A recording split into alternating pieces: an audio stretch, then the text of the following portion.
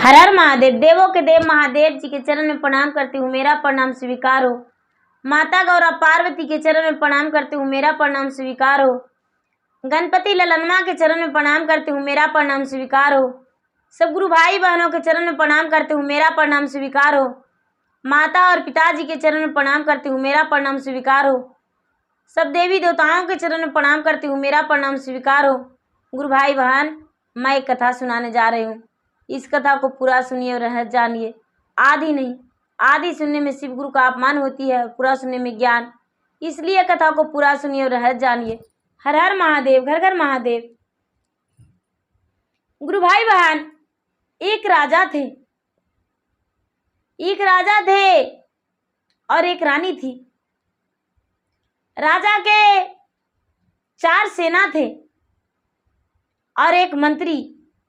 राजा साहब जब भी शिकार करने को जाते थे तो चारों सेना और मंत्री को लेकर जाते थे। राजा साहब जो थे भगवान के प्रिय भक्त थे। राजा साहब पूजा पाठ करके भगवान को प्रसन्न करके और प्रकट करवा लेते थे, भगवान प्रकट हो जाते थे। राजा साहब को सर के ऊपर अपने हाथ धर के प्रतिदिन आशीर्वाद देते थे भगवान, और राजा को अमर रहने का वरदान दिया करते थे। प्रतिदिन भोलेनाथ स्वयं राजा को दर्शन देते थे। राजा को लगता था कि भगवान स्वयं आकर मुझे वरदान देते हैं अमर होने का, तो मेरा मृत्यु कभी नहीं होगा। गुरु भाई बहना, राजा साहब और उनका 4 सेना और एक मंत्री 6 घोड़े से जा रहे थे जंगल में शिकार करने के लिए।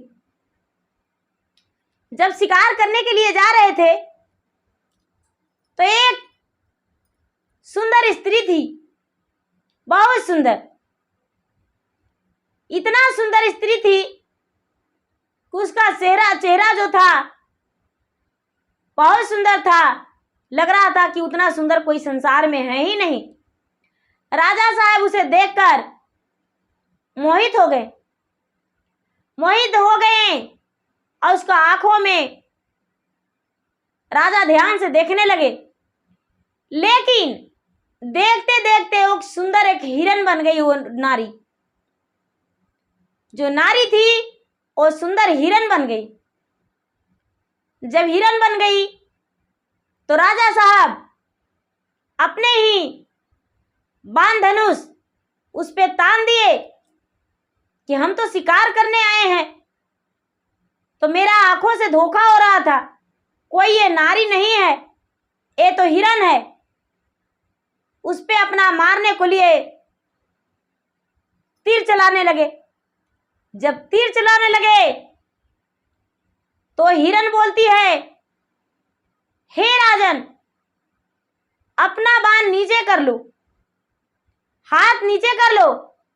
मैं काल हूं,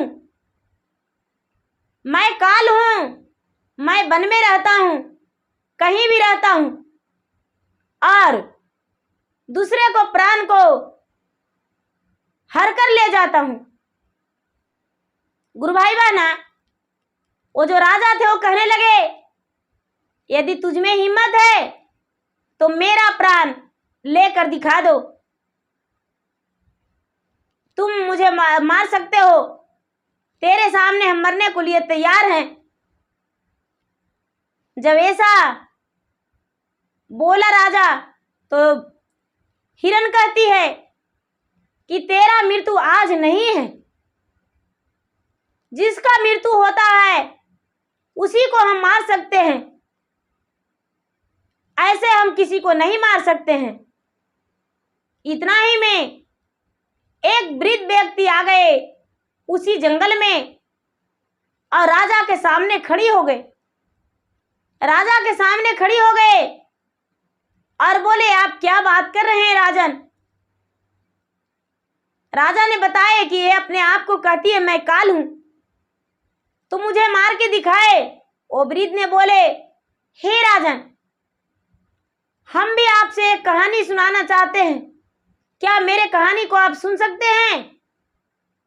राजा बोले, हाँ, हम आपका कहानी का सुनेंगे, कोई बात नहीं।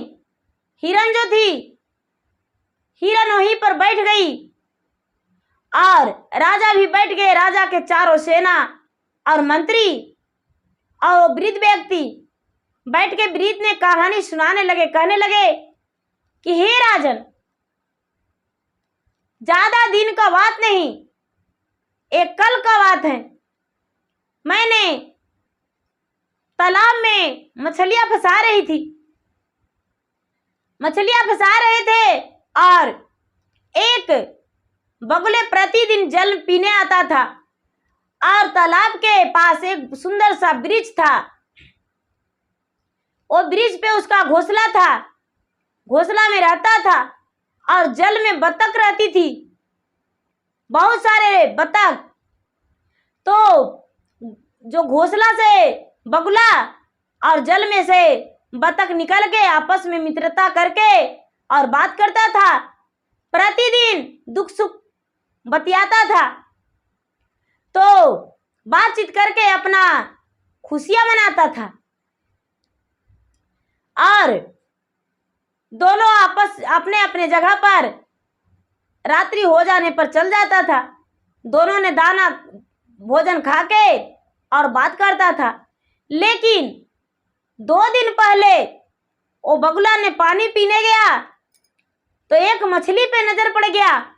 बगुला ने चोंच मार के और मछली को पकड़ लिया मुंह में, और जब मछली को पकड़ लिया तो यमराज उसके सामने प्रकट हो गए और बगुला को देखकर हंसने लगे।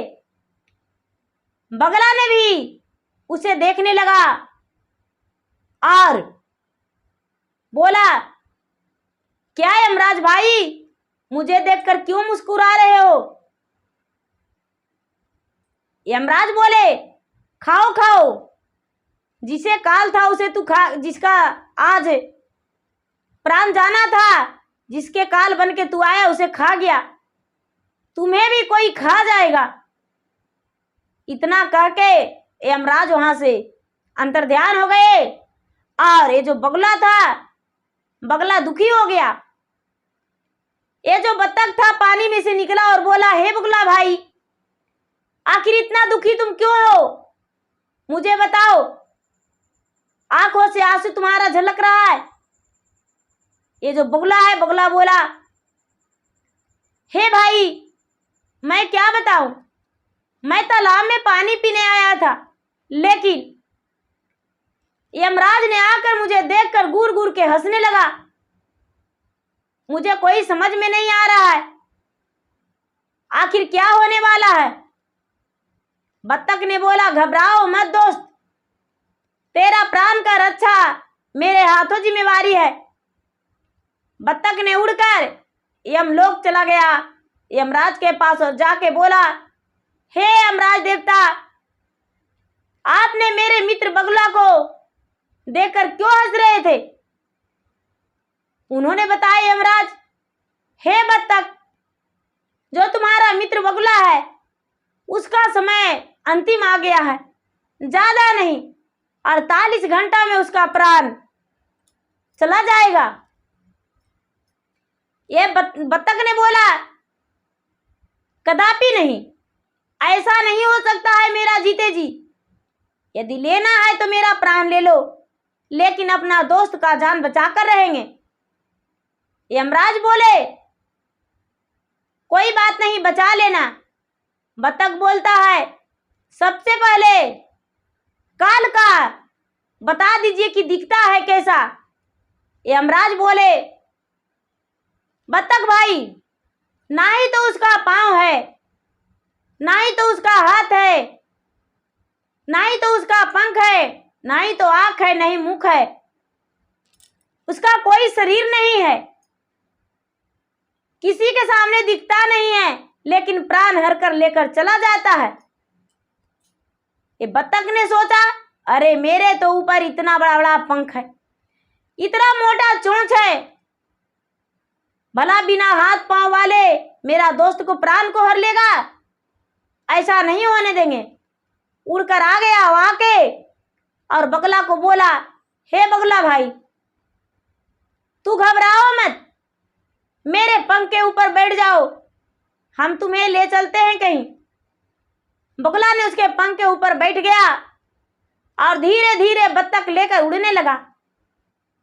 उड़ते उड़ते उड़ते उड़ते 7 समुंदर टप्पो पार चला गया, जहां पर कोई मनुष्य का आवागमन नहीं था, कोई जीव जंतु वहां पर नहीं जा सकते थे जल्दी। 7 समुंदर टप्पो पार में एक पहाड़ी था, पहाड़ी में एक बहुत बड़ा मान था। बत्तख ने क्या किया कि बगले को अंदर मान में रख दिया और उसका जो गेट था पत्थर चुन चुन के थोड़ी थोड़ी टुकड़ा टुकड़ा को चुनकर और उसका बंद कर दिया। बंद करके और बाहर में पहरा देने लगा कि जो भी पक्षी पशु दुनियादारी जे आएगा मुझे खाएगा, यमराज आएगा तो मुझे खाएगा, लेकिन अपना प्राण देकर अपना जीवन बचा लेंगे दोस्त को। गुरु भाई बहना बाहर इंतजार करते रहा बत्तख। अंदर में जो बगुला था वो मस्ती से सो गया। एक बहुत बड़ा बिलार जिसका मान वही था, घर था, वो निकला और सोचने लगा कि अरे मुझे तो दिख नहीं रहा है कहीं किधर क्या है, मुझे तो बहुत जोरों से भूख लगा हुआ है, मेरा दरवाजा कौन मूंद दिया। और छटपटाने लगा। बगला पे नजर पड़ा, कूद के झपेटा मार के बगला को खा गया। बगला छटपट करके प्राण अपना दे दिया, बगला मर गया। पंख उसका फड़फड़ाता उड़ के आया बाहर बत्तख के पास। बत्तख ने देखा तो बड़ा दुखी हो गया। दुखी होकर इसका दरवाजा खोला तो देखता बहुत बड़ा बिलार है। ये बोला, हे भाई, तू मेरा दोस्त को खा गया, मुझे भी खा जाओ। बिलार बोला, अरे भाई तू मेरे पास ही रहो, जब तेरा जरूरत आ जाएगा तो खा जाएंगे, मेरा अभी पेट भर गया है, अब हम नहीं खा सकते हैं। बत्तख ने उदास होकर फिर से यमराज के पास चला गया और यमराज को बोला, हे यमराज, आपने मेरे दोस्त को आखिर मार ही दिए।